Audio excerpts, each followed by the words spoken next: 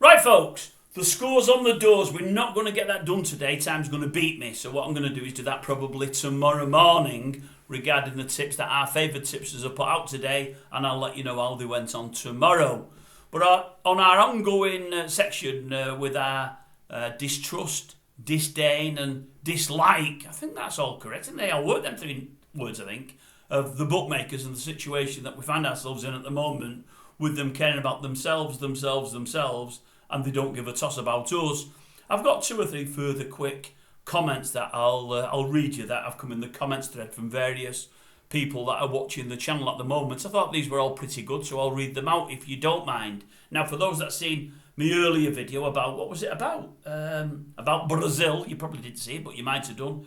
I've bust my reading glasses, so these are the other glasses, so I might have to go a bit too close here. The old doofridge has come off them. I don't understand it. They're only 3 months old. And I've paid for them, as I say. They're not the old £1.20 shop.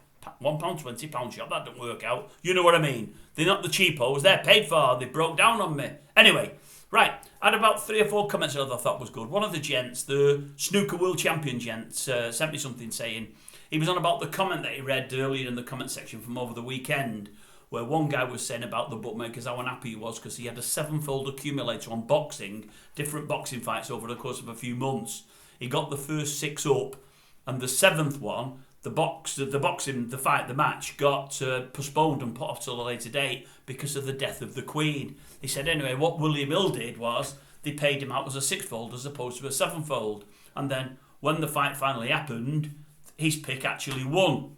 And the snooker man said, well, the comment you read, he said, the thing is with the boxing bet, well, if he had 6 up, why didn't he take the money and put it all on the 7th leg? It'd have been the same. And he's right, and I do know that. And when I first read the story, I thought that myself. But I did, as a response to him today, when he did that message, I said, yeah, but the thing is, if I've got a 7-fold running, regardless of what it is after the 6-fold, I'm not looking to cash out because you lose money on a cash out. Whatever it is after a 6-fold, if they're all probably odds on, and the pot isn't massive, but it's nice enough, I'm probably just going to let it run. I'm going to let it run to the 7th leg. But if they're paying out early and you get a decent payout and you're thinking, do I want to risk all this on the 7th leg? It's harder to put that money on that they've given you, which is now really physically your money, to go and put it on that 7th leg. When it's running as part of an ACCA, it's just a lot easier to leave it there, I think. And I think the guy would have obviously left it there till the 7th leg, but he probably would have thought himself, well, I've got a good few quid here. Am I going to risk it all now on leg number 7? And he probably didn't and wouldn't. And I think many wouldn't, to be honest with you. I don't know. Let me know your thoughts. I've got a couple more to read, and that's really it for today, because there's plenty of comments on there, but there's only certain ones that I thought were particularly that I wanted to read out. Bear with me a second. Where's this one? Wait a minute.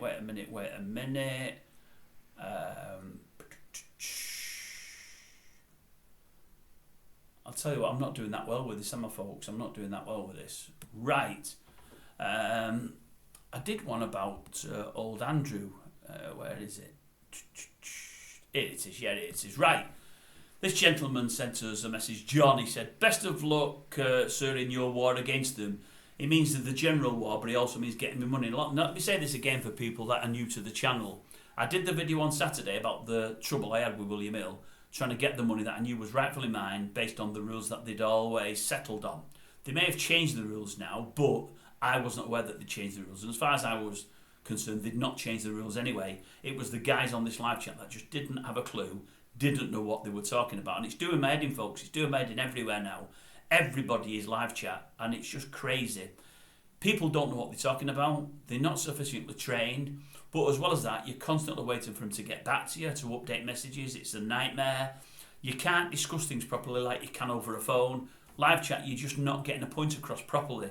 You're not putting them right with the other ways. They're not understanding you because they don't understand to start with. But if I can explain something to somebody on a phone, they'll get where I'm coming from. On a live chat, they often can't. So everything slips through the cracks. And as I've said in the past, everybody now is hiding behind COVID and the fact that many people were working from home and many people weren't in offices. And because of that, they've been able to dispense with phones and go on this live chat. And it works for them because many of us go on live chat. After a while, we just think, the hell with it. And we just log out. And often, we've got money owed and we're not chasing it up because we can't go through the pain and the nightmare of live chat. They're clever, really. As I've said in the past, I'm pretty sure that Boyle Sports still speak on a phone. Last I knew, Unibet did, but I very rarely bet with Unibet, and I've not bet with Bowl Sports for a good while, although I like them as a bookies. And SpreadX used to do on a phone. They're the only three I knew of. They might not do it anymore, but up to a year ago, all them three were speaking to you on the phone, and that, to me, is a proper service. None of the others do, as far as I'm aware. It's all live chat, and it's crap. Right, best of luck, sir, this gentleman said, in your war against them. But as I say, what I need to tell you is, did I say it? I think I did. I got paid in the end, folks. I've done a further video saying I did get paid, so I did get paid, but the pain I went through to get the money and the 70 minutes on live chat absolutely did my head in, which is why I did the initial video. So I got paid in the end. Right, he said, I subscribe because I feel your pain. They are a disgrace, but sadly, not the only ones. How dare you win? I have just had the curly finger from Sky. They all but... Am I reading the right one here? I think I'm reading the wrong one. Oh yeah, they forced me into changing prices as part of a restricted account. Oh, I'm reading it crap, folks. Look, I'm going to tell you what I remember. This guy said anyway, he's gone with Betfair. He's gone to Betfair and he's betting with Betfair. But now they've restricted him to 10 pence bets. He might mean 10 pence lines, 10 pence accumulators. And I messaged back, I said, isn't it a shame that a multi-billion pound company turning over billions and making millions, they're making an absolute fortune. I wonder if was it Andrew Black? I think it was Andrew Black, the founder of Betfair, or one of the founders. I wonder if when he set the company up, he thought, I'll tell you what, in a few years' time, we'll be taking 10 penny bets, 10 penny accumulators. Did he think that? I'm pretty sure he never.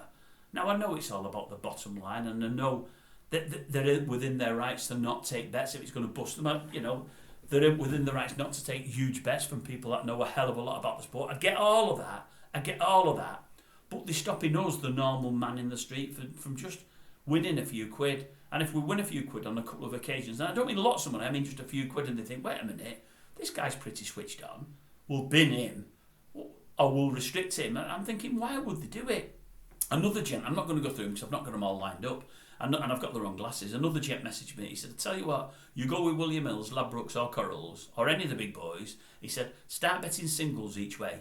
Bet singles each way, and after 10 or 12 bets, if 5 or 6 of them are coming in, he said, they'll either restrict you or close you down. And I thought, I've heard that said before, and I can believe that. And you think, well, they're each way bets, so you're only winning.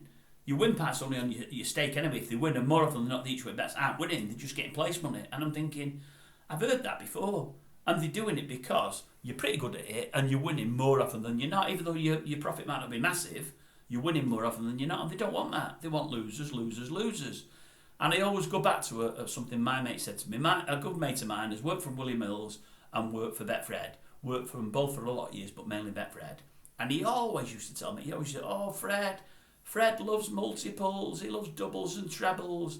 That's why he's done this lucky 15. He said he gives...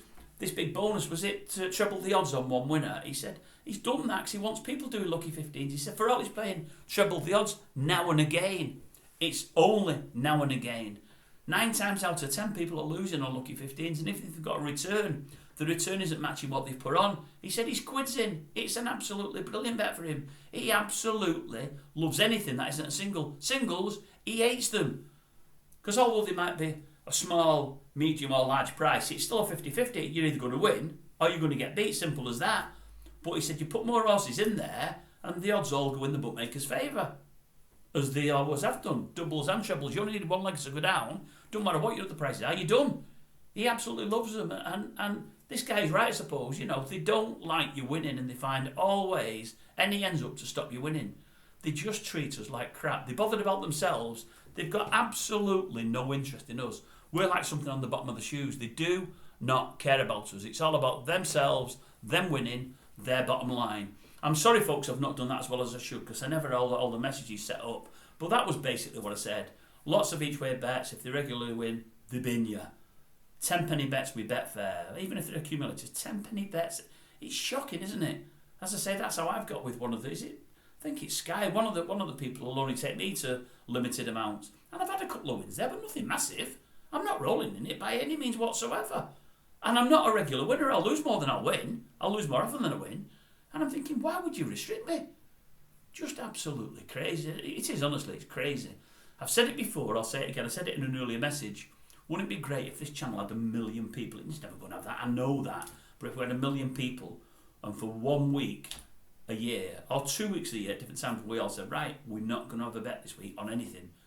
Football, racing, anything, for 1 week, and we all stuck to it. That would hurt them like I can't tell you. You had 1 million people in this country, 1 million people not having a bet for a week. That would really hurt that bottom line at the end of every year. It really would. And then maybe, just maybe, they'd realise that the punters had a voice and they might have to start playing fair with us and treating us like on an equal footing. Because that's the problem at the moment. They're all about themselves. They care nothing for us. Absolutely nothing. These people out there believe that they're trying to get this affordability thing sorted in Parliament so as they don't have to be as restrictive with us and ask for as much, so we'll all be happy we keep betting. They're not doing that for us, they're doing that for them.